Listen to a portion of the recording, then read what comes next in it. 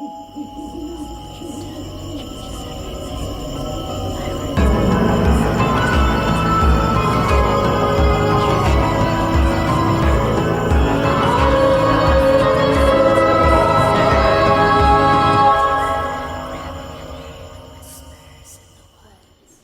back to Whispers in the Woods. I'm one of your hosts, Emily.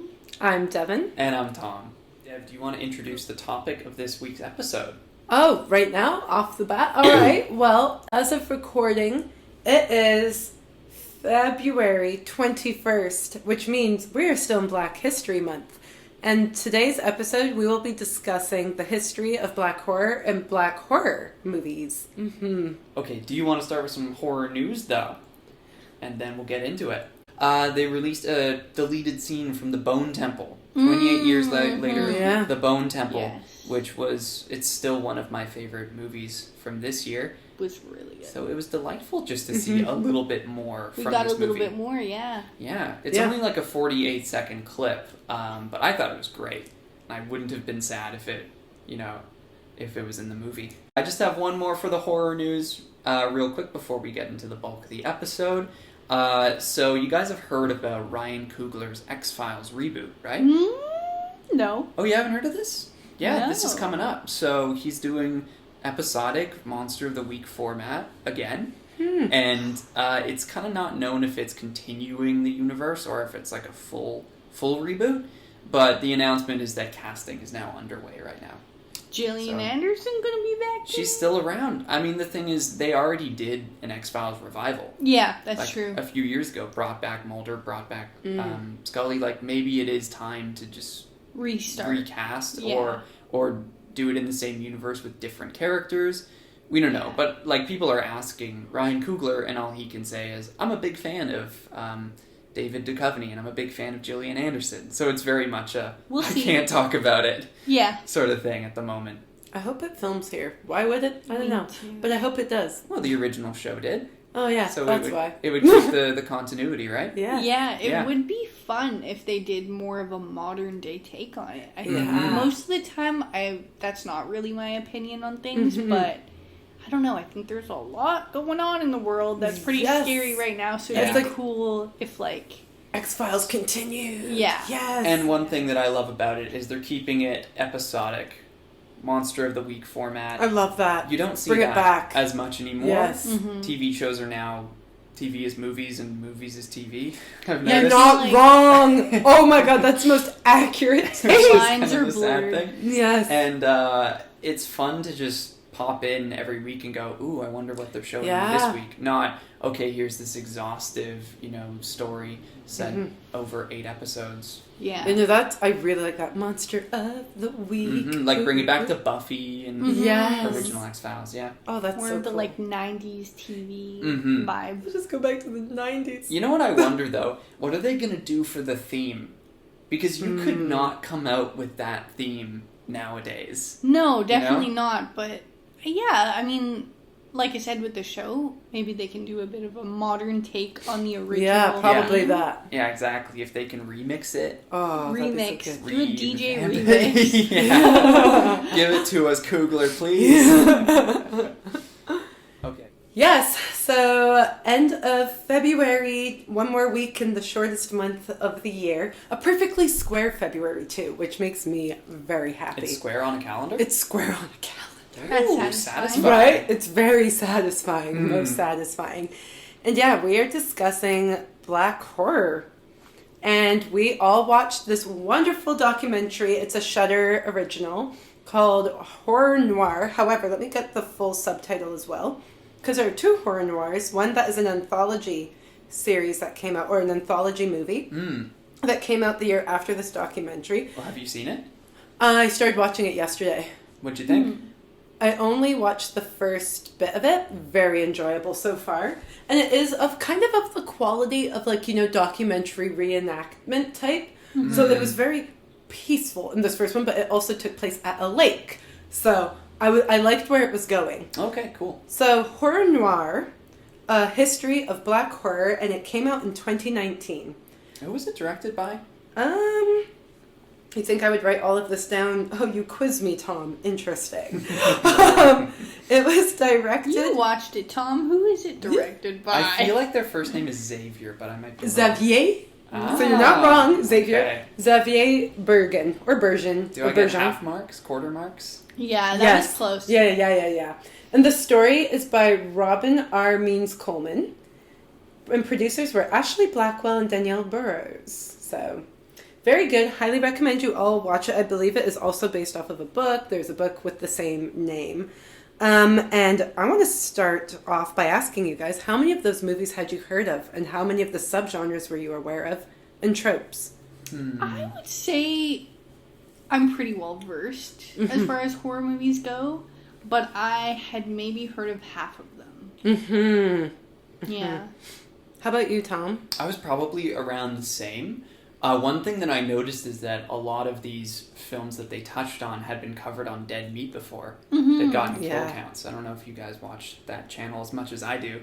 But ones like, even the more obscure, like Blackula, they'd done a kill count for. So I had I was familiar with them. I started watching that one last night, actually. Oh, really? Yeah. Cool. It's really cool. Nice. It's on my list now. And I will be honest, a lot of them I haven't seen. That's fair. That is just a truth. People Under the Stairs. I did not know. Cool. That's a really good one, guys. Nice. I did not know that is where that movie went, and that's who the movie was based, was featuring. I had no clue, so I'm like, I'm gonna have to watch that movie now. Yeah, I actually grew up watching that movie quite a few times. Nice. It played on AMC a lot. Okay. Is it like a gateway horror kind of movie? No. Or is it truly terrifying? It's pretty creepy. Yeah. Okay. Cool. Yeah. Just like the name, it kind of reminds me of Are You Afraid of the Dark? No, it's definitely not a movie for kids. No, Okay, it's not for children. Cool. No, and I had never seen People Under the Stairs before, and I was just under the assumption my whole entire life, it's suburban, it's the 80s, it's going to be about white people. And that is something that is spoken about in the documentary of just erasure and not even seeing yourself. So I just assumed, because it's a movie, that's what it was about.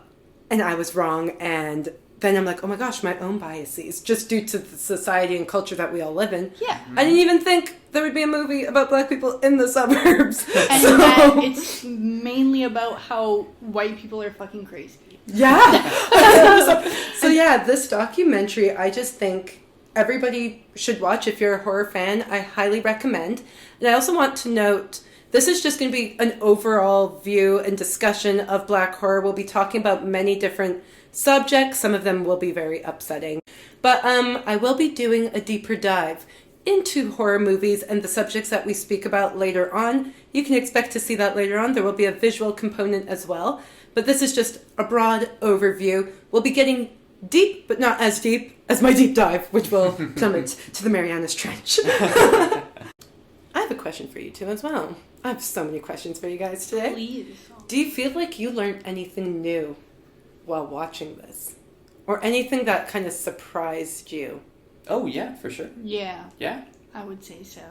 There was a lot of things that would have gone over my head unless they were pointed out specifically in this documentary. Mm-hmm. One thing that I took note of was the design of the creature from the Black Lagoon, which I never, ever once thought of as a caricature of a black person. But once they pointed it out and also showed some reference images of caricatures of that time, I'm like, oh, great!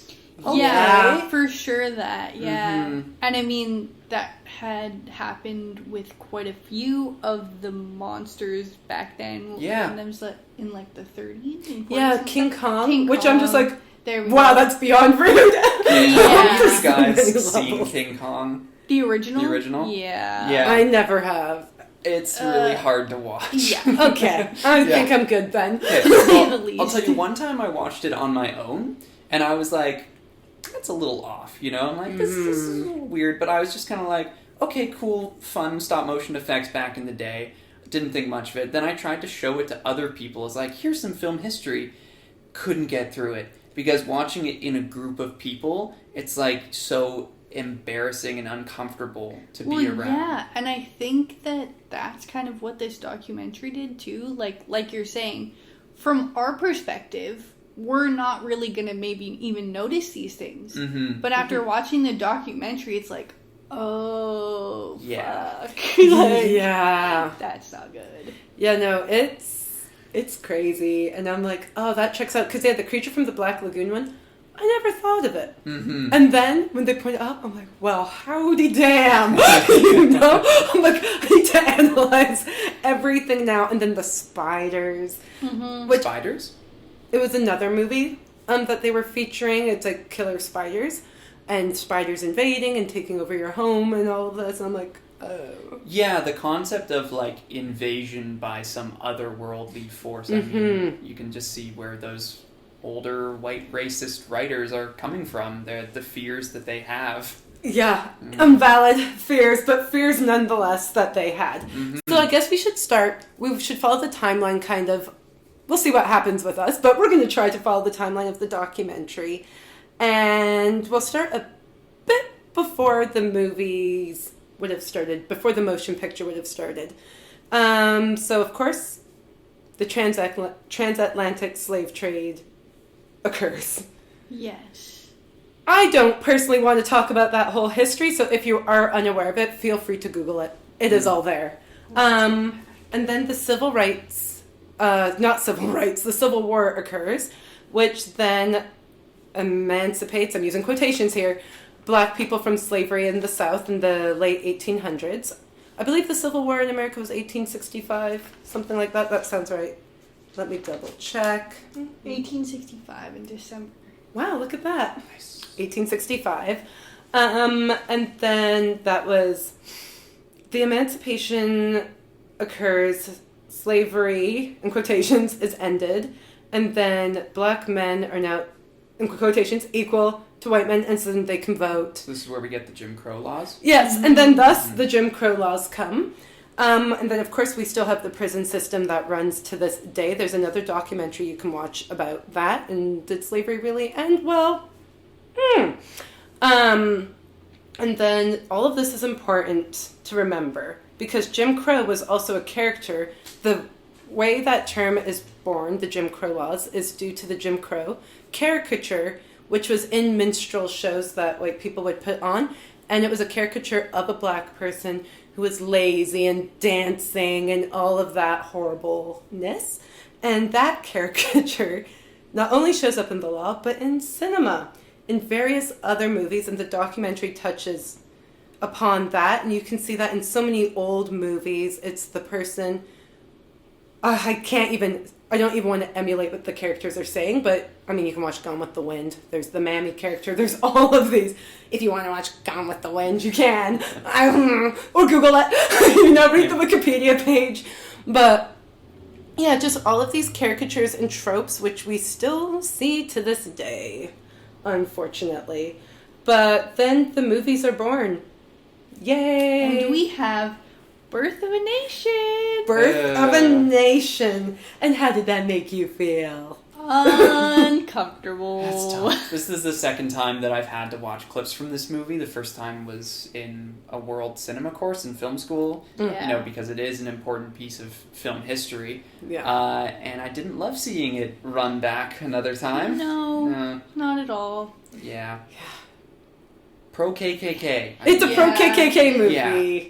I don't know if it was made by them or in conjunction with them. Dev, do you know the involvement? That I don't know, but I think it's safe to assume maybe some people who were writers and directors could have been involved with the KKK, you know? I can't speak to that. I haven't researched that enough, but the president loved it. Yeah. Which one was that? Eisenhower? No, it was... Was it Woodrow Wilson? It was Mr. Woodrow Wilson. Yeah. Yeah, endorsed it, and then people went off with, this is fact. Mm-hmm. This is how black people are. I mean, the name is kind of funny because it's basically, the birth of a nation of racist white people. This is where white people got their ideas of what black people are like. Yeah. And there are no actual black people in this movie. No. So, that's even more, It's a person in blackface. Mm-hmm. Which is always a pleasure and a wonder to see. Oh, yeah. Read sarcasm. In the documentary, I think it was Pam Grier, she was mentioning that basically this film was made by racist white people. Yeah. To make black people look deviant and deficient. Yeah, and always after white women. That was one of the tropes that they really highlighted in the documentary, and I think they were talking about it originating in this movie. Mm-hmm.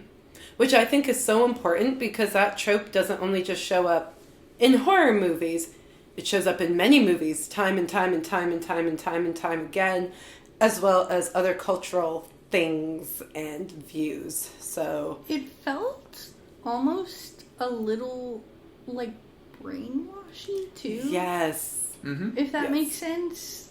Like, yeah, it's shown to all these, white people, and then, they watch it, and they're like, oh, okay, this is fact. This is propaganda. It either confirms your biases, or it changes your perspective.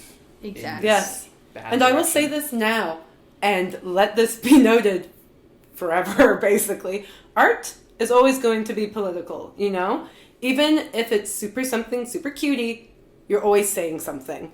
And horror is extraordinarily political, because it's people's fears.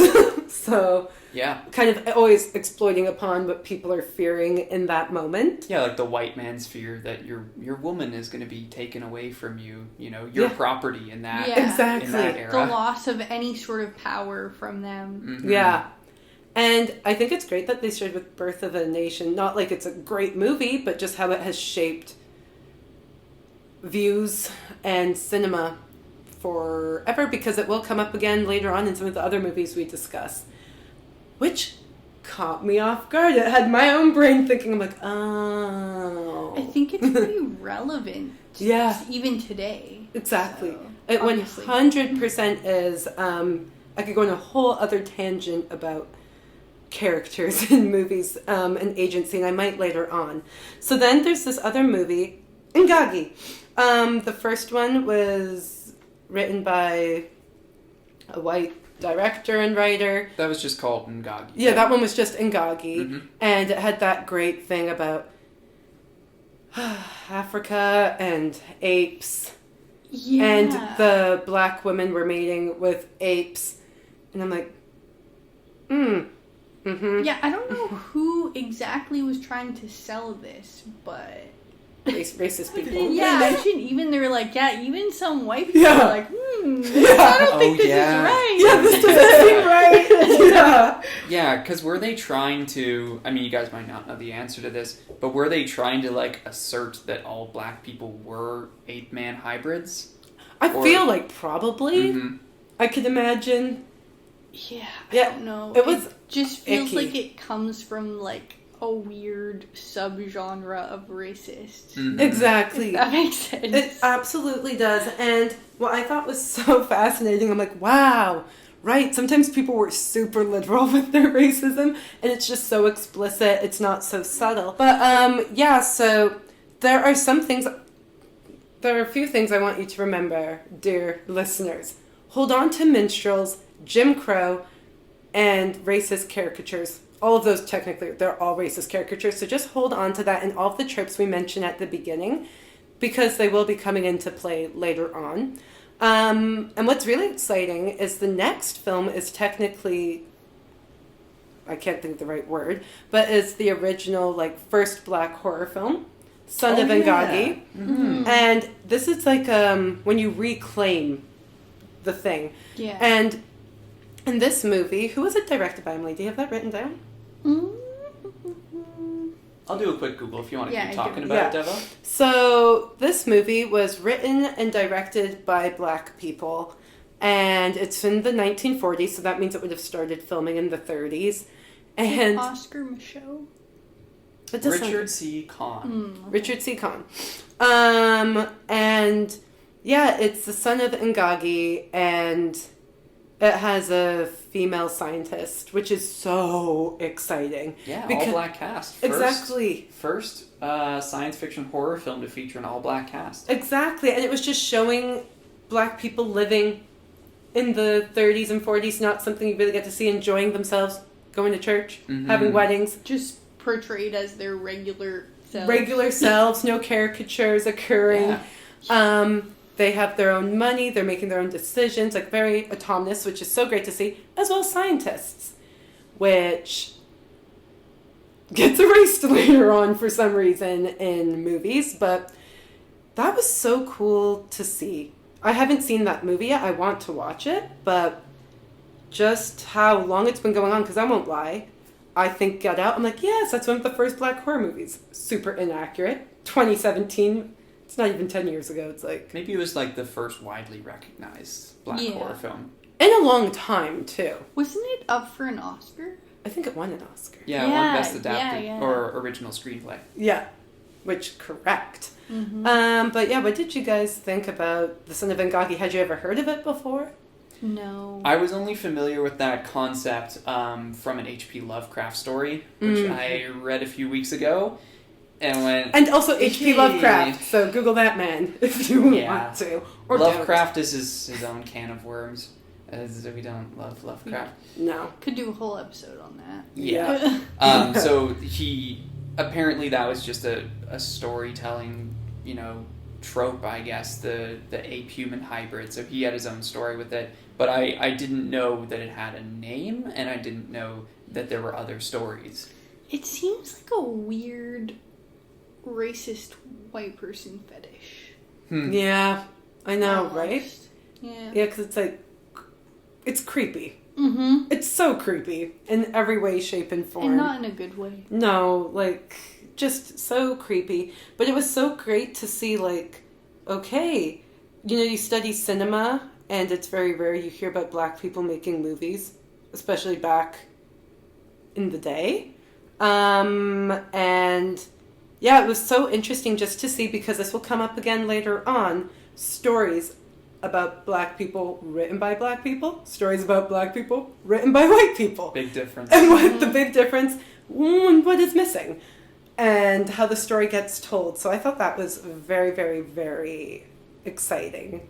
And I really want to watch that movie one day. Maybe we should all watch it. Yeah. Mm-hmm. I'll watch it together, some black and white horror, and also see if we can see, just in the storytelling of, say, Creature from the Black Lagoon. Yeah, that's the one. Yeah, and all of the day the earth stood still, and all of that, and being like, oh, yeah. Like Creature from the Black Lagoon, it's like the creature is stealing away the white woman. And... Always. Mm-hmm. These women, they're always getting stolen, which is so... first off, you don't own people, and yikes. On top of that, the racism, the fear of the other. And yeah, let's jump up to the Creature of the Black Lagoon era, because... Have you ever seen the TV show called Them? No. Not yet, but I've heard of it. So it's by Lena Waithe, who is a black film producer, writer, director based in LA. It came out after Get Out, and it's based in, I believe, the 1950s, 60s, and the blood covenants that existed in LA when they started making the suburbs. And basically, a blood covenant was, if you are black, you cannot live here. Nothing more to it. That's really what it is. If you're white, you can live here. So it was about Compton, which caught me off guard. I did not know was originally meant for white people, because you think of Compton. That is not what you think about at all. And this TV show was so extraordinarily hard to watch. The first episode, I managed to make it through maybe the first 1 or 2 episodes. Alison Pill is in it, from Scott Pilgrim fame. Mm-hmm. Oh, cool. Kim. Yeah. Mm-hmm. She plays a very horrible person. You will hate her Kim. in the show. But she's doing her character correctly. And this black family moves in from the countryside, probably the South, have experienced a horrendous trauma, which gets revealed later on. Awful. Awful, awful. And they had 3 children, they move with 2. And they move into like this suburban house, they fight to get it, they're there. But there is like this creature entity that's living in the house. And it's so creepy, and the family's all suffering from different demons and all these things. And the dad at work is suffering, and he's being tormented both by like work itself as well as the monsters. They're being harassed by the neighborhood. And on top of that, there's this minstrel character that is haunting them from within their house. But, so like a white entity in blackface? Yeah. That's what a and it's kind of like is? so a minstrel, you know the caricatures of black people from like the 1800s when it's like round head, red lips, and then like white people, it's when they go blackface and then they do the giant white mouth. Minstrel. Okay. And then it's a part of the minstrel show. Which existed until like 1970. Right. Yeah. So they are being tormented, and then this guy is there haunting. Anyway, I couldn't finish the show because it becomes a bit too much. And I just had to kind of, even reading the different articles about the episodes, I was squinting through it because I'm like, this is actually very, very, very horrific. But if you're able to stomach it, definitely watch it because it's based in the era of the creature from the Black Lagoon. The foreigner, in quotations, coming in and invading and taking...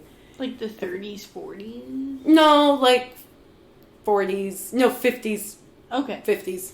Blood Covenant is a much cooler term than what it actually describes. Yeah. It really is. Because that could make like a great band name. Yeah, you wouldn't want to name your band that. Unless you were like really uninformed. Just like, cool name. But, this is why it's always good to be informed. Do your research. Yeah, you always want to do your research. And I'm wondering, are there any horror films featuring black people or the absence of black people that this made you think of based in that era? Even if it's filmed actually in that era or takes place in that era. Like in real life. Like, is there a movie you've seen that it's like, oh, it takes place in the 50s and 60s and you can see those themes popping up? Or if it is genuinely from that time? Right. And if not... I don't know, do you? Well, I mean, I haven't seen too many black and white 50s and 60s movies. I mean, like, you know, I'm a big fan of The Graduate. Right? Yeah. The 60s movie, The Graduate. There are no POC characters in that movie.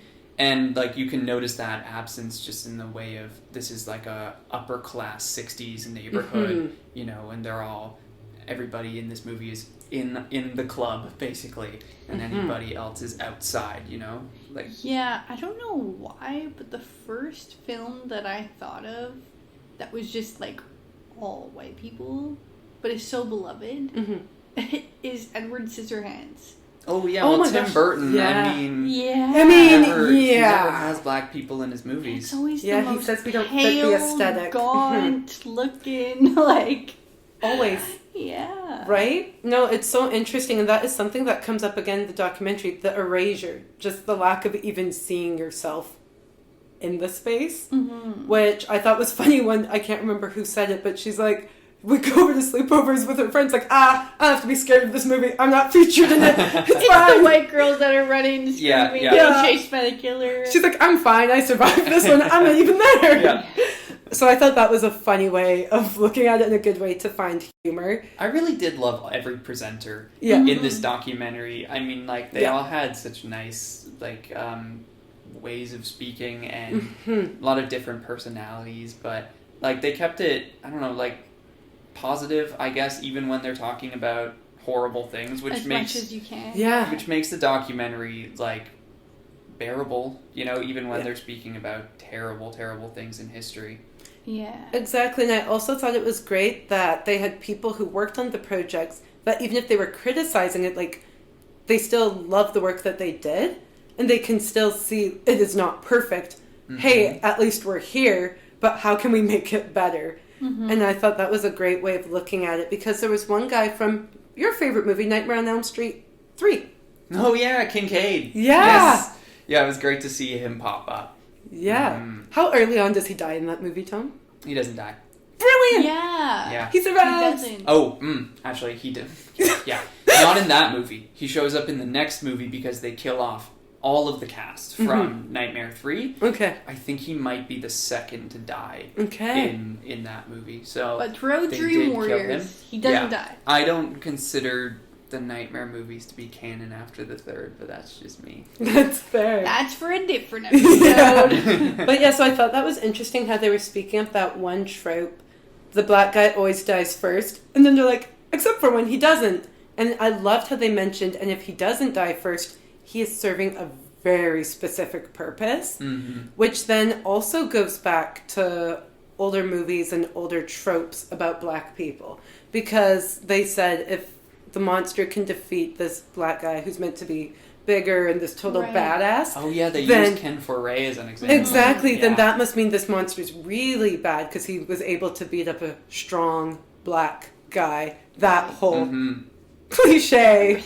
And I'm like, interesting. Speaking of the presenters, I loved the combination of Ken Foray and Keith David. Yes. Having those two guys sitting next to each other and interacting was amazing. I don't know if they've ever done a movie together. The energy between them was really good. It really was. Their chemistry is just incredible. Yeah. It was so good. It was so, so good. And yeah, they even had I can't remember his name. I didn't write any notes. I was just in awe. But who played Blackula. He was also in the documentary. And speaking of blaxploitation films, which is a word I always have such a hard time saying, blaxploitation. Oh, I thought you meant morally. No. Real difficulty with saying. No, with my lips, it's hard to say. I see. Yeah, too many CKs, X's, P's. Oh, I'm so sorry. Yeah. The man who plays Blackula is William Marshall. Yes, William Marshall. And just what they defined what the blaxploitation genre was, how it was helpful to get more black people to make movies and star in more movies, and at the same time, how it was so damaging. Yeah, they gave it mixed marks. Yeah. They said. And it definitely does have mixed marks, which is why if you ever want to watch this as a comedy, a funny blaxploitation parody from 2009, Black Dynamite. I highly recommend. You will just hee and ha ha all through the night. That movie's so good. It's so good. Have you ever seen it, Emily? I haven't, but there's a lot of movies from this documentary that are now on my watch list. Yes.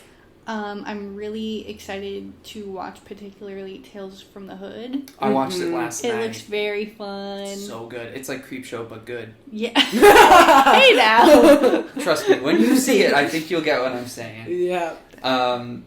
Yeah. Sorry, Dev, what were you talking about? Blaxploitation. So yeah, the 70s, because the 60s, that was the whole, black people don't exist in movies. Black people just don't exist. They can't be scientists. It's the space race, even though we've already seen earlier movies that black people have. Yeah, the atomic age. Yeah, the atomic age, which is funny because other movie you should all watch, not a horror movie, Hidden Figures, and it's about the black woman who basically programmed all of the computers in order for the space race for America to succeed. It's a good one. It's really good. So interesting how black people were never featured in the 60s in movies when they were actually the reasons why the space race was successful. Yeah, they were kind of saying how in that era it felt like the monsters were supposed to be the black people.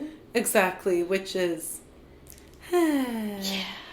And very, very important. And actually, before we jump fully to blaxploitation films, it's really important to remember that the civil rights movement in America was occurring in the 50s, 60s, and then Martin Luther King is sadly assassinated, which is devastating. I read a book about that as a kid. I thought he lived because I skipped to the end and saw the pictures. Aww. And then when I was reading it, and I just cried. And this is why George A. Romero's Night of the Living Dead. Yeah, this one jumped up to the top of my watch list also after watching this documentary. Yeah. Still haven't seen it. And just how that movie is in black and white, and if you were to just look at it in a textbook, you'd be like, oh, this was clearly a very real thing that occurred, other than the zombies. But like when you see the police with the dogs, the crowds of people, there's black people, and then it has the black man as the hero. Dwayne Jones. Yeah, Dwayne Jones. He's the hero. He's the one in charge of everything. Again, like they said, you don't know if the white woman is scared of him or of the zombies. Is she more scared of being in a house with him? Jordan Peele says that. Yeah. It's really interesting. Which I think is very interesting. That's something that they pointed out, which I probably wouldn't have noticed when watching that movie if it hadn't been pointed out to me. Yeah, it's also interesting because it's like, did George Romero write the character like that? Or is that just, He just happened to cast him. So the character wasn't written as black, so I think the character was just written as... No, I mean, like, the lady in the film. Oh, yeah. Like, was she written for you to feel like, is she scared of him or zombies? Oh, I see what you're saying. Yeah, exactly. And since he wasn't really thinking of it, and then they're driving home, and then they hear about the assassination, and the end of the movie... Oh, major you're saying spoiler the alert. director, George A. Romero, heard about the assassination? When he was driving home. Mm-hmm. Oh. So after they had finished filming, everything's wrapped. This is major spoilers. In the movie, I don't even remember Dwayne's character's name in the movie, but his character is shot by the police in the end. They mistake him for a zombie. Yeah, they mistake him for a zombie, which, wow, that hits differently if he's white or if he's black. Yeah, it's like, I don't think old George Romero realized how much of a powerful movie he was making. Maybe he did. I don't know. But... I don't think he did until he heard about the assassination. Right. And then it's like, oh my gosh. It got a lot more eyes on this tiny little indie movie. Exactly. And again, this is why art is always very political, and who you have portraying something changes a message sometimes to the extreme. Yeah. Because... without getting too much into it, because it's very upsetting, the amount of black people who were just shot by mistake. Even in their own house, the cops enter and they've called them for 911 and they shoot them. So, very upsetting ending, but a very powerful ending to this movie. I also thought it was really cute that Tony Todd mentioned that Dwayne Jones inspired him to become an actor. Yeah. That was really sweet. Yeah, and Keith David also saying that he wanted to be the first black Dracula. And then seeing Blackula being beat to it. Yeah. But also being happy. Of course. That it existed. Mm-hmm. Yeah. Exactly. Because, in the 70s, like I was mentioning earlier, blaxploitation films come. Some are horror, not all of them are horror. There are so many, probably an infinite amount. Very low quality, low budget movies. Yeah. But Blackula, I thought it was so cool because it deals with the transatlantic slave trade and bringing that into horror. Again, as soon as you swap the way the person looks, sometimes the message really does change. Yeah, because the Blackula character, he is a nobleman. Before I think he's turned into a vampire. He's working towards stopping the slave trade. Exactly. Yeah. Exactly. He's also, like, really smart, really cool, really sexy. Yes. Like, he's a vampire. Every vampire is sexy. Yeah. That's true. But it's so great. And then I loved how in one of the later Blackulas, he turns another guy. And the man's like, I can't see myself. I can't see myself. In the mirror, like, what's a person supposed to do if they can't even see their face? And just that line is about erasure and representation and being visible in the world. But yeah, I still have to see, like, Blackula, Blackenstein, even though a lot of those movies weren't good, like they said, Blackula's good, but a lot of the other ones aren't as high quality. You just learn so much more. Like, were you both aware of the syphilis testing that occurred in the States on black people? I read about it all over. Yeah. I think you might have told me about it before this watched the documentary, but yeah. Yeah, that was so upsetting, and it's actually really interesting because that was going on for 40 years. I can't read about that too much because it upsets me so much, but the syphilis testing, I believe it was the government. I was just like watching this documentary, you know, but they went in and they tested some people. It was meant to be a cure for a blood disease, and they lied, obviously, because of course. And part of it was placebo for some people. Some of it was just syphilis. And they wanted to see the long-term effects of syphilis on the human body. Which, if you're wondering, well, that sounds like pure fucking evil. It's because it is. It's because it actually is pure evil. Well, Just yeah, and real then they human mentioned experimentation. in the documentary around when they were talking about the films that were coming out during the blaxploitation era. And there was, like, Blackenstein, Blackle, and High. But, yeah, a lot of those films touching on, like, the experiments done on specifically black men. Yeah, and it's like, and the woman saying, again, another female doctor or scientist, you can't experiment on people. That's not right. They're not guinea pigs. But it's true, like, human experimentation is some of the cruelest things things you could do. And for 40 years that we know of, you know. And syphilis, if you were unaware of the effects of syphilis on the body, luckily you do have Google, because this is how you are listening to it. But it will eat away at you, and unfortunately you will start to lose your mind, and you will die a very painful death. And if you have a baby that's born with it, it's completely horrific. And it's just a very cruel and evil thing to do. And also I think it's interesting that they even... And interesting is used as a very... Not interesting at all, but... found the need to do that when syphilis has been around forever. And you can clearly see the effects on people already, naturally. Yeah, well, I think that's kind of what made these films, like... so scary is they were like basically just showing the world what was going on during that time. Exactly. So yeah, completely devastating. And even though the films aren't necessarily the best quality, sometimes they're even a little cheesy, some of them have very good messages. And I do highly recommend that you watch Black Dynamite if you ever just want to laugh during a blaxploitation parody film. But then one movie they mention, and this made me so mad because I didn't know about this, Ganja and Hess. That movie won awards at Cannes, standing ovation at Cannes, all of this, and then it goes to America and they're like, oh no. They rename it Blood Couple. Blood Couple. Boring. And then also edit away a lot of the deeper meaning behind it. Yeah. So Deb, what was the plot of this movie? Ganja and Hess, memory trying to serve correct. If any of you want to jump in and describe the plots, please do. It's like a contemplative vampire movie about a vampire couple, I believe. And it seemed like much more slower paced and thoughtful than any of the other blaxploitation films. Like, you might not even call it a blaxploitation film. It just came out in that era. Yeah. Yeah, and it happened to be with black people, made by black people. And yeah, dealing with addiction. He is, I believe, was he a professor? Or a doctor? I think so. Yeah, that sounds right. Yeah, professor. So an allegory for addiction, yeah. Yeah, struggling with addiction.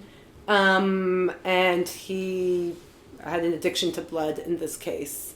Yeah, I mean, it was just a beautiful piece of art, and then it came to America and they were like, no, that's not how it's supposed to be. Like, it was so interesting that you couldn't find the original cut because it was just preserved in like the Museum of Modern Art and thank in New goodness York. I think like it's since been released. Oh yeah, it is. The one that you watch online now is not Blood Couple, it's Ganja and Hess. Right. So I started watching it a couple years ago before I made my very own short film, which you should all go watch later. The link will be in wherever we are posting this. The one that you showed us, that was at Fantasia. Right? Yes, correct. And it's fantastic. Thank you. But yeah, Ganja and Hess, very great movie from the moments I saw of it. And is it blaxploitation or is it just a movie made by black people? You know? And then we have...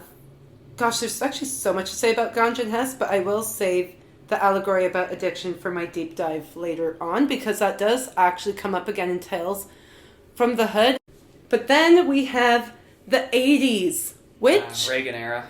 So yes, the suburbs are born, because why would you want to live in the city with all of the people of color who have invaded... So many quotations are being used right now. Your neighborhood, thus... the suburbs. This is when we see the birth in so many different genres, whether it's romance, coming of age, or horror.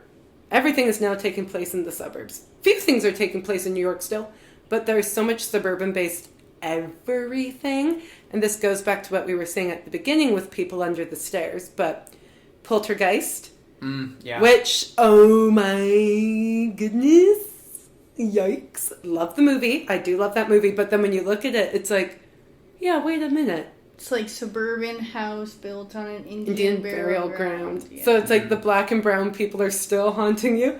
It's like, give us a break, please. Like, yeah, there's still an enemy to be defeated. Yeah, but yeah, and it's like you're not even questioning why is your house built on the stolen land. It's just, oh no, evil brown people's spirits. Yeah, and it's kind of like taking away the blame from the white people, because it's like, well, you're not the ones that massacred those people or built your house on top of them. Mm-hmm. You're innocent in a way. You're just facing the wrath of, these spirits. So it's like removing blame.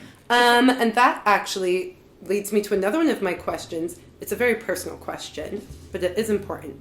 As kids, before you fully knew like about voodoo and witchcraft, whether it's wherever the witchcraft is coming from, but did you think it was scary and evil? Because remember, growing up, all movies portray witchcraft and voodoo as like, oh, evil, dark, black magic. Did you actually think it was when you were growing up? Or did you think, surely it can't be true? Well, it's funny. I mean, I have never really thought about that. But the first movie that popped into my head was the live-action Scooby-Doo. The first one on Spooky Island. Yeah. Oh, and that's got Miguel A. Nunez in it. Yeah, who's in the doc. A black voodoo guy, and he's, kind of portrayed as a crazy, up to no good kind of guy. Yeah. So, yeah, I guess as a kid, I was like, oh yeah, voodoo is some sort of evil bad thing. Exactly. And even for myself as a kid, that's what I thought too, because that's what all movies said. And you learn so much from movies, which is why it's very important what you're showing. Yeah. And that also was playing on the trope of I'll say it so you guys don't have to. The magical Negro. I'm going to save you guys from saying that one.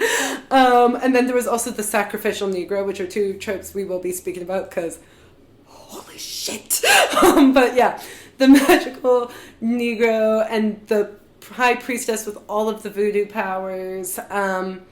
And I thought it was so scary. And then when I was 13 and we learned about religion in school, I'm like, oh, it's nothing like the movies say. Oh, it's not scary. Okay. And then I started thinking, well, why is it being portrayed like this? How about you, Tom? Oh, growing up, I never associated voodoo or witchcraft with black culture at all. Just straight up, not at all. Not even associated with black culture. No, witches are green with long noses and warts on the edge of it. And a voodoo doll is just a doll that you put pin cushions in. Pins in. That was it. That was my... That's so interesting. Knowledge of it. Yeah. Okay, yeah, no, that's so interesting because, yeah, for myself growing up, I thought it really was super scary because that's what the movies told me. Oh, if you're asking if it's scary, I mean, maybe it depends on, the context for sure. Mm-hmm. Yeah. I feel it mostly shows up in horror films. Mm-hmm. Exactly. So. And then what I thought was also interesting is when they were talking about, on terms of the magical Negro, how black women were always shown as they would have the answer for one thing, and then there was that to help the white characters. Yeah, to help the white characters. The thing that made me sad with the documentary was them pointing out that Tony Todd's role in Final Destination plays into that trope, because it's such a celebrated role of his, aside from Candyman, which also has its own bad tropes. It's just oh, you're right. Yeah, exactly. He just pops up. He has all the answers to help all of the little white kids on their day. Yeah. It's tiddly doodly do. And that trope is in so many movies, not just horror films. Growing up, I've seen it. I can't even count the amount of things I've seen. And it's you come, you help out. It's kind of the same with the sacrificial one. It was in one of those Conjuring movies when the woman just falls out of the window. Yes, they pointed that out in the doc too. Yeah. Oh really? Even in 2013, 14, Yeah. And do you know what that reminded me of? It is very far from being horror, but in a lot of teen coming of age movies or romance movies, the lead will generally be a white person, a white girl. She'll have a black best friend or an Indian best friend. Happens in Candyman. Yep. Yeah. But then it's as the best friend, say she's the romantic lead and all of this, the friend can be the most horrible person you've ever seen. So mean to everybody else, the main character. So mean, so rude. The best friend is, my dad pointed it out, is always framed to the left of her, always slightly in the background, even if it's just by a shoulder, and has no love life of her own. You will never meet her family. And then... she keeps saying, are you okay? Yeah, exactly. Yeah. Are you okay? Like Rachel True Yeah. pointed out, are you okay? Is this okay? No agency. We'll have a fight with the friend at one point. The friend's been the worst teenage girl you could ever imagine. But then at the end, come back and be like, you're right. Let's get you that boy. Mm-hmm. Countless movies are like that. Yeah. And it just plays, it's kind of a sacrificial thing in a way as well. It's like, oh, I shouldn't survive. It's okay. And it's like their whole life is dedicated towards the white protagonist. Right? It's just bad writing. It is bad writing. And then I think it also stems all the way back, let's be honest, to slavery and who's assisting you with all of your things. Like, all of your things. What the thing is, literally everything. And, Gone with the Wind, that character too, always just helping and helping and helping and helping because she was a maid. Well, it's like we were talking about earlier, like, it hasn't really changed much. It's just kind of showing itself differently. So, it's the 80s. I love this movie. It always pissed me off. I'm sure it pissed you off. I'm sure it's pissed you off. It pissed everyone off in the documentary. Love the movie up until Dick Halloran shows up with his Shining. And, like, really? That scene, even as a little kid, yeah, I was like, wait, what? It made no sense. Yeah, that's just poor writing, man. And why? Like, literally, why? For what reason? Put in so much time watching Dick Halloran make his way across the country. Yeah. For him to just die. Within 0.2 seconds. Also, this man has The Shining. When I was watching it when I was younger, too, I was like, that makes no fucking sense. He would know. He would know. He's psychic. Yeah. He knows. It just goes against the logic of the movie. Exactly. And it's super offensive to the character. Yeah. It makes no sense. It goes against the book. Goes against the book, too. It just sucks because it means that Halloran's character exists to provide the white characters with the snowplow at the end of the movie to escape on. Yeah, like, I love that movie. That part makes me so angry. Each time I watch it, I was like, no, there's no way. Like, that literally makes no sense. Like, and it's good to know so many other people. Just to make you feel more scared for the white lady and her son. Yeah, and don't you say he also pops up in the next book anyway, Tom? Yeah, he does. Yeah, they did a good job of addressing it in the sequel movie, where he's there as a ghost. It's like the most that's the closest you could get. Way? Yeah, exactly. The most natural way to bring that character back. And did they ask, excuse me, sir, did you not have The Shining? Yeah, where'd your Shining Should you not go? have known? His grandma had The Shining, all of it. But yes, so Dick Halloran in the movie falls into two tropes, the sacrificial and the magical. And it's heartbreaking because he was such a good character, and it really made no sense. It seemed to me it was also breaking the hearts of the presenters to talk about this role, this character in a negative light. Yeah. They were talking about how much they love Scatman Crothers and respect him as a performer. But... yeah, exactly. He's not in control of what Monsieur Kubrick wrote. Exactly. And poor Shelley Duvall as well. Oh, yeah. And... yeah, like... Yeah, so it seems to me that, like, in the 80s, in this Reagan era, they had assigned roles for black people to be in movies. Yeah. Like, you're allowed to be in these movies, but you have to be this certain way. Yeah. It's like a gesture, but an empty one. Exactly. It's very, very empty, and especially because I'm sorry, like, if I'm getting a vibe like, oh, this family is in danger, no offense, I'm not flying across the country and putting myself in risk for these people I do not know. Yeah. It's funny, because in the book, Halloran has a big internal monologue about that. Okay. Saying, like, why am I even doing this for that family? You know, and then it just comes down to that little boy's got no one to help him but me, and he has this connection with him. But you don't get any of that in the movie, of course. No, and I think that is just so interesting how that's completely erased. Again, it's the erasure in a sense, though he's there, it's erasure. Yeah. The black person dying first, but then again, People Under the Stairs, I really need to watch that because... really good. That's brilliant, you know? Yeah, it seemed like maybe there were a couple more specifically white directors that were on the side of good. Because wasn't Alien as well? Is that what they said? Or that's the 70s? Though? Well, they were talking about how Yaphet Kotto's character dies last, I think, in that movie. Yeah, he does die, but he's definitely not the first. Yeah. But, Wes Craven directed People Under the Stairs. Yeah. And, it's really nice that he decided to make the lead black boy. Yeah, I really like that. So it's very cool. And then the 90s, a time in which it's getting closer to modern day. And we have Tales from the Hood. I love Tales from the Hood. I would love to do its own episode. Yeah, I'm down for breaking that. down Tales from the Hood. At least include it in an anthology series. That would be fun. Ooh, yes. Horror anthologies. Yeah. Mm-hmm. So this movie's fantastic. You just watched it. I just watched it last night. It's directed by Rusty Cundiff, who was also one of the presenters in this movie.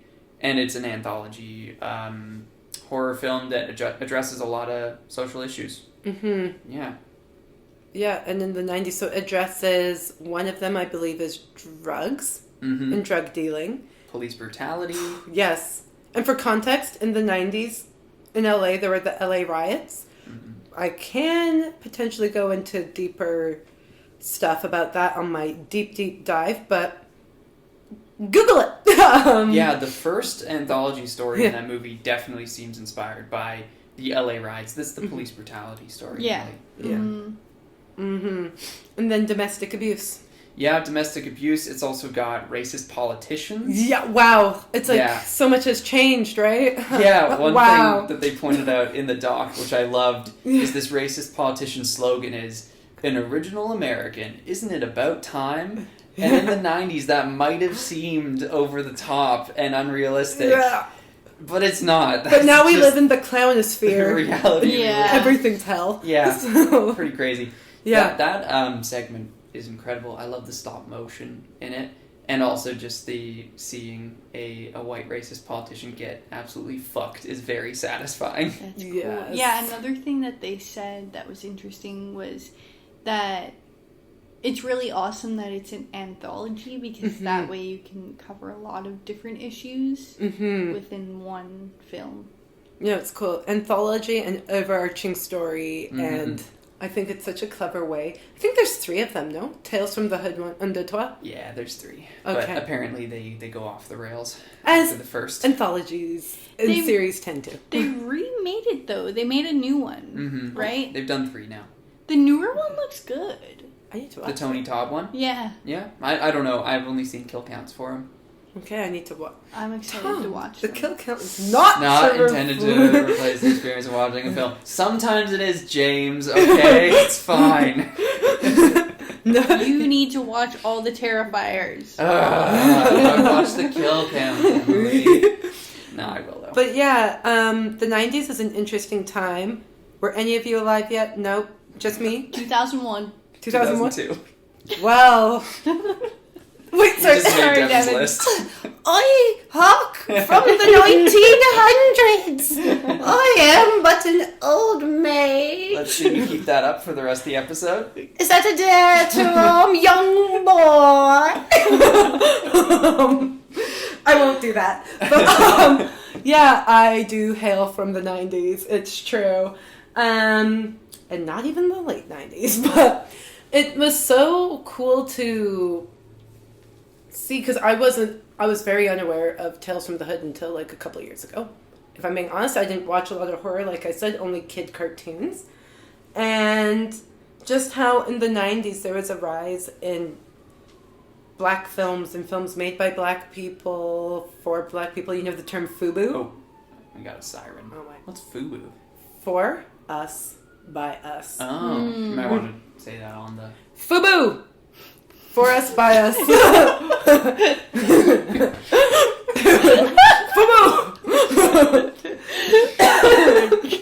I believe there's another stinger. Yeah. But yeah, it was just so cool to see us like branching into the modern era, because the 90s is not modern era anymore, but pretty close to modern era, especially in the late 90s, since we still have some franchises that are going on to this day. Mm-hmm. And I just love that Jada Pinkett Smith was cast. Yeah, well, that's one thing that I leading noticed. ladies. Yeah, a lot of, like, specifically black leading ladies in the 90s. We like to see that. Yes. I mean, yeah, Jada Pinkett Smith, and then we got Aaliyah in Queen of the Damned. 2002, the year, Oh, birth year of I know Tom. you must have perked up when they mentioned Aaliyah and Queen of the Damned. I did! Yeah. I really did. But yeah, it's so true because then she gets to be the final girl and she's like, no one's going to see that coming. And it's true because it's like, oh, she should be dying first. Yeah. But nope. Mm-hmm. She doesn't. And I love that. Like, I don't have too much more to say other than that's just, it's very exciting to see because kind of like in that blaxploitation film, I don't see my face. And then when you do see your face, it's so exciting. And Rachel True in the documentary played Rochelle from The Craft. Mm-hmm. She was saying how she wasn't sure which character she was going to be portraying because it's her and a bunch of other white girls. One of them has issues with scars. Actually, a lot of them. 2 of them have issues with scars. Yeah, burn scars, abusive childhood home, anger issues. And then her character initially had bulimia as the issue. Mm-hmm. But then they made it race. And she's like, oh, well, I haven't really experienced extreme racism, which is something I thought, too, my whole life. I'm like, I don't experience that. And then once I became aware of microaggressions, and that's what she was talking about as well, microaggressions, it's like, you actually experience a lot of it. You just don't realize it, and it becomes a part of your everyday normal. Because if people aren't just hurling out insults to you, you don't really think about it. I mean, you do.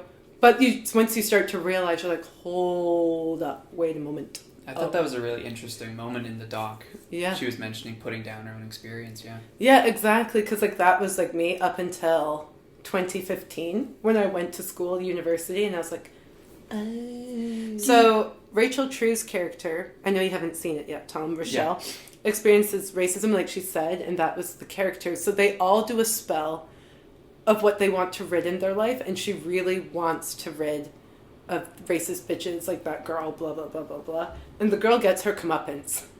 Oh, yeah. And it's great. Yeah. But of course, what you do comes back to you in all of this. But yeah, she just said when she was acting it, she didn't really feel it. But then upon reflection, and when the little girl was so excited to see her, she's like, oh, now I see. And now I understand. And sometimes you just have to reflect back because what you're used to is what you're used to. It's and like the that's similar impact, I'm sure, as when, why am I forgetting his name now?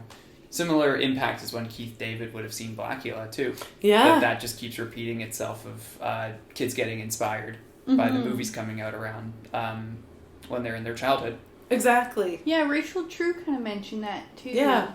Like, she has people coming up to her, like, crying, so excited, and she's like, oh, wow, okay. Exactly, and it's so great because I have a very similar hair texture to her, too, and I'm just like, oh, this is so great, because in the movie, they never straighten her hair. They leave it curly, and I love that, because that's very rare. But, yeah, and then in the 2000s... Yeah, in, like, the 90s and 2000s, it's interesting. We see a lot more, like, rappers showing up in movies. Yeah. And a lot more, like, hip-hop culture. Yeah. That's how you get Michael Myers getting karate kicked out of a window. Yeah, by LL Cool J. No, I don't think it's LL Cool J, because I think it's Busta Rhymes. Oh, yeah, okay, Busta Rhymes in Halloween Resurrection, maybe? Because LL Cool J is in H2O. H2O, yeah, and he's in Deep Blue Sea. Have you guys seen Deep Blue Sea? No, Smart Sharks. I need to watch it. Devon, you like it. Smart Sharks. I'm telling you. Oh, this sounds like Samuel Jackson's in it too. Mm-hmm. Oh, this is Snakes on a Plane. Yeah, Ice Cube in Anaconda. True. Oh my gosh. Snoop Dogg is in a movie called Bones that I haven't seen. Oh, I haven't seen Bones so yet that's either. also by Rusty Cundiff, and it looks really good. I actually have that on my list too.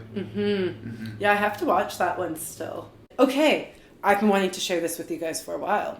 So, I had never seen 28 Years Later until recently. Right. And it's Naomi Harris, correct? Yeah. I had no clue she was in that movie.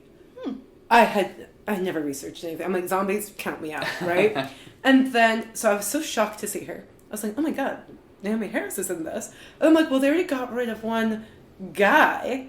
and there's no other girl. I'm like, is she going to be the love interest? Because that's also a rare thing, to have, like, the black woman as the lead love interest, especially if it's an interracial couple. Yeah. And I'm like, no freaking way. And I'm like, and she's going to survive this whole movie? So when she doesn't die, and she's the love interest, I was like, is this and they're good together. They're so good together. Romance, and then, spoiler alert, major spoiler alert, but you probably heard our 28 years later podcast, hopefully. If not, listen to that episode too. But their characters have a child together. They live on. And I'm like, no way! In a horror movie? Yeah. Very exciting. Oh, but Tom, how dare I skip your beloved Candyman? They do touch on Candyman because it's such a impactful horror movie. And I feel like he's one of the first, like, super popular black horror movie villains. Yeah. I'd say so. Yeah. Crazy, iconic horror movie villain. I was just kind of saddened to realize that it plays into the trope of black men chasing after white women. That kind of ownership issue that we've been talking about for a while here. And, I mean, yeah, you can't deny it.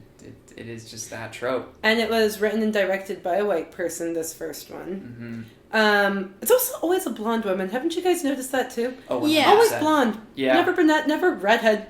Yeah. Never a redhead. Like, never.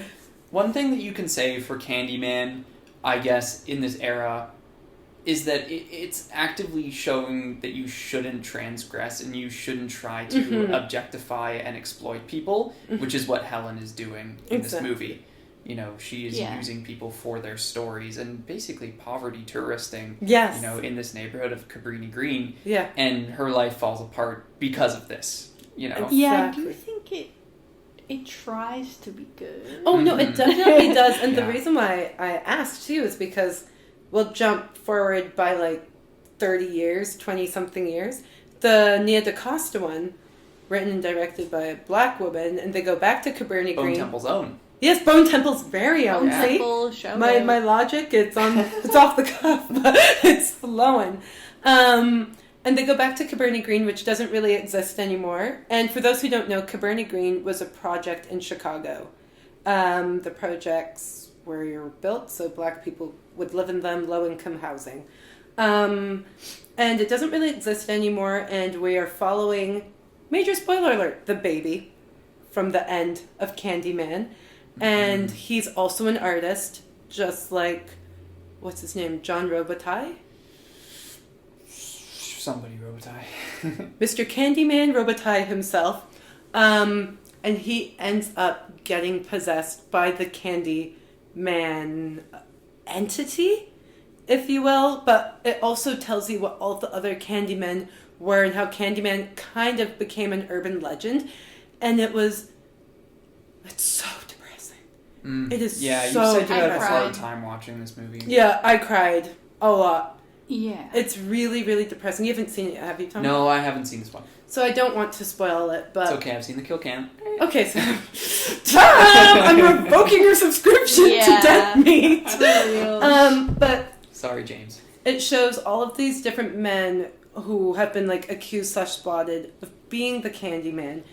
And it's really wrong place, wrong time, each and every single time. And it was never anybody doing anything wrong.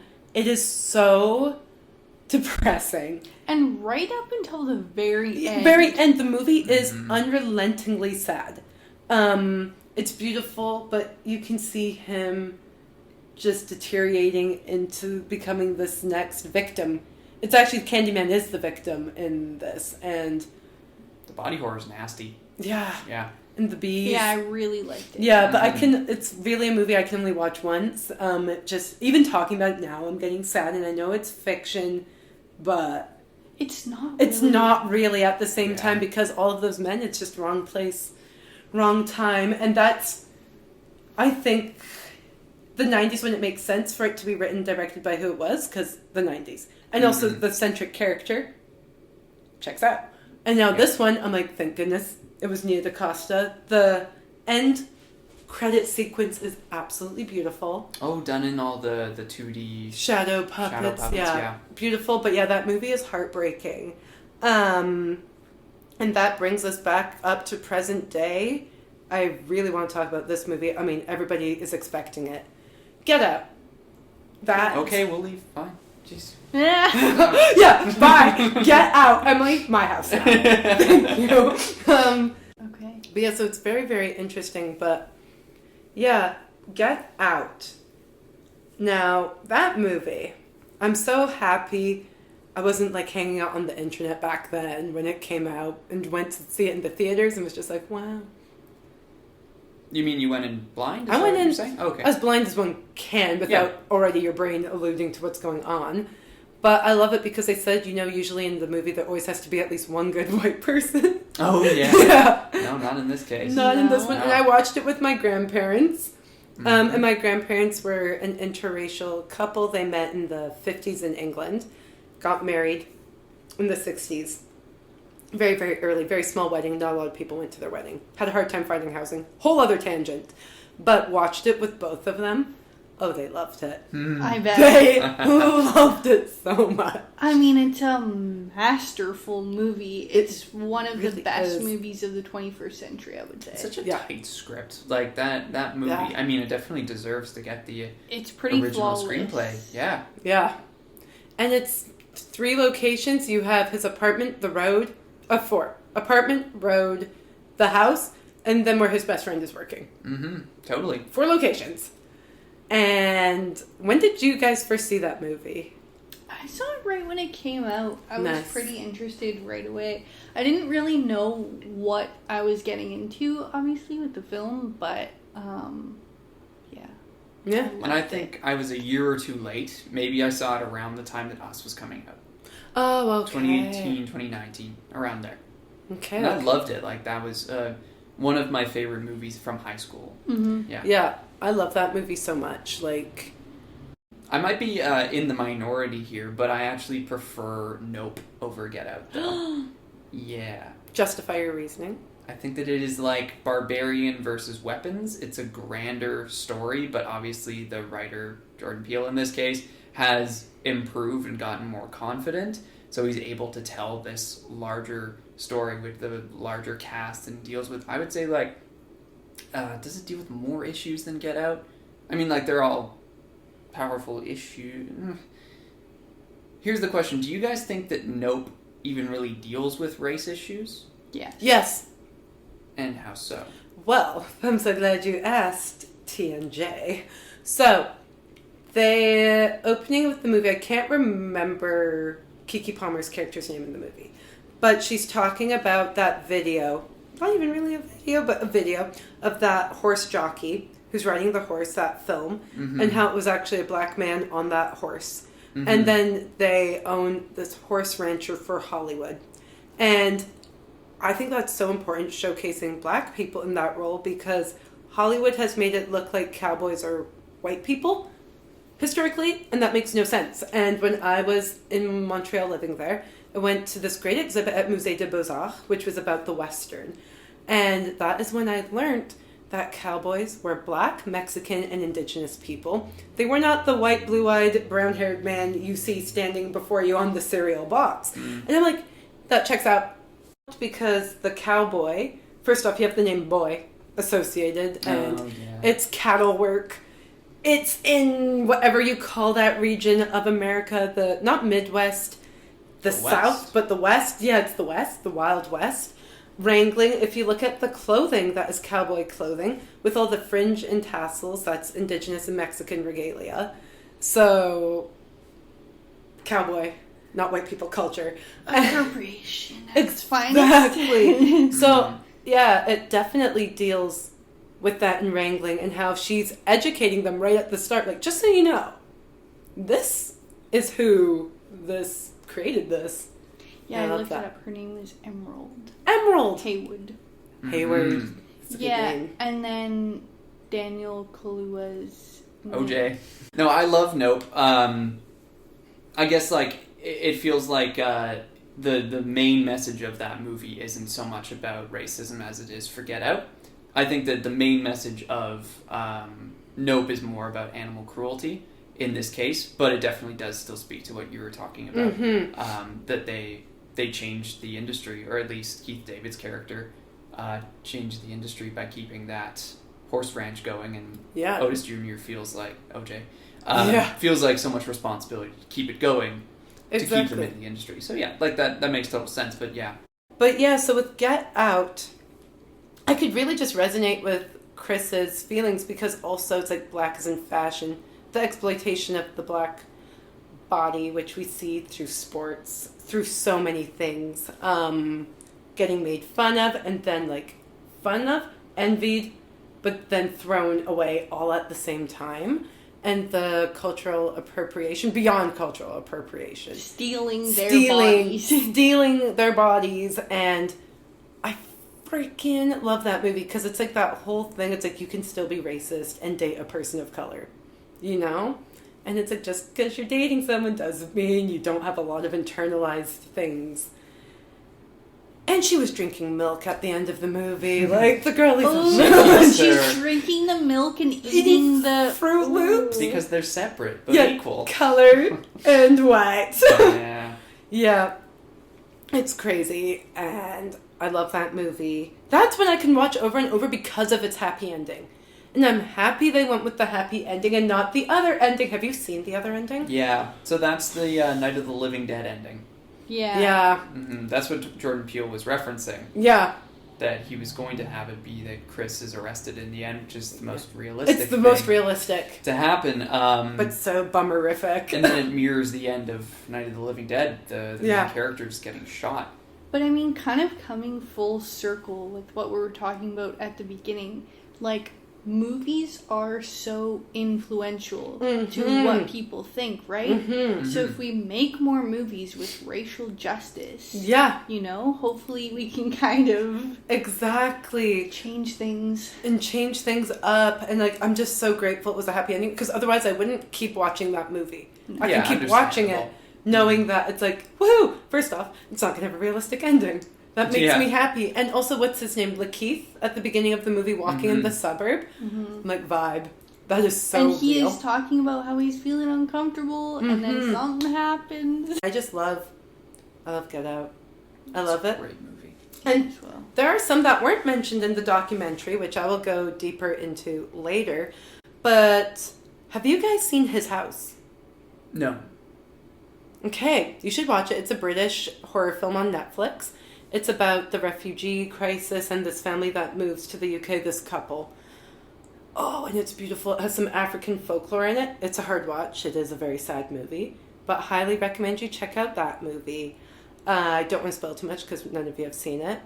And then, but yeah, that is Black History Horror. You should check out my short film, Be Right There.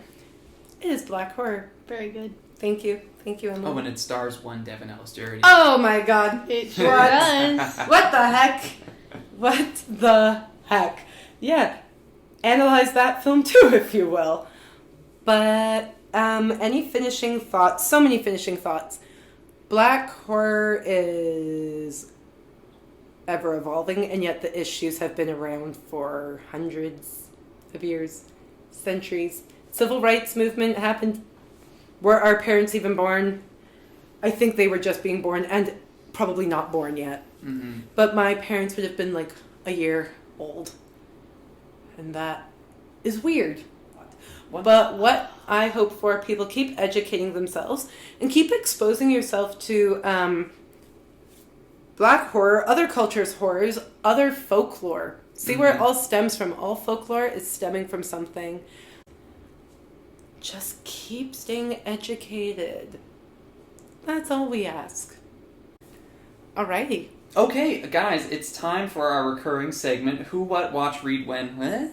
This is the segment of the show where we just discuss stuff that we are currently watching, reading in the horror genre, or even stuff that we're intending to go and watch and read later. I'll start off then. So I saw Send Help last night. I've been trying to go see it for weeks now, and I finally got to, and I'm happy to report that it's good. I I feel like I've been pretty busy this past week. I just got a new job. Congrats. Oh, nice job. Thank you. So I unfortunately haven't really been watching anything new. I'm still reading that book that I mentioned last weekend. Nice. Yeah, Dev, what about you? And for myself, I have been reading. What I've been reading, well, it's what I've been doing all week. I've been working on a very exciting project, which I'll be able to speak about one day. I can't wait, but let's just say I did have to read a script this week, which was great. Horror? A horror script, yes. Yeah. It is horror. Mm-hmm. Yeah, a horror script. And that was a lot of fun, and was working on that all week other than doing my other job. And yeah, a lot of fun, and one day I will be able to tell you all about it, and I'm so stoked. Sweet. Okay, that was Who, What, Watch, Read, When, Where. Thank you, everyone, for listening. Yes, thank you. Thank you to Moira Christy for our theme, and thank you to Kiah Ellis-Durity for our lovely logo. And thank you, Dad, still, for the Zoom microphone. That I wanted to do for this episode is call out shout out some local Black artists for Black History Month. Oh, yes. Yeah, for sure. I actually have a list. I will put a list, I think, in the description because I did this Black woman in film producer residency, so I know a lot of Black female filmmakers. Do you want to take a big, deep breath and then give us the whole name? Black Women in Film and Media Canada Real Change Producers Residency. Thank you so much for listening. Happy Year of the Fire Horse. Yeah, thanks for coming back. Yes, thanks for listening, guys. I've been Devon. I've been Emily. And I've been Tom. See you next week. See ya. Whispers.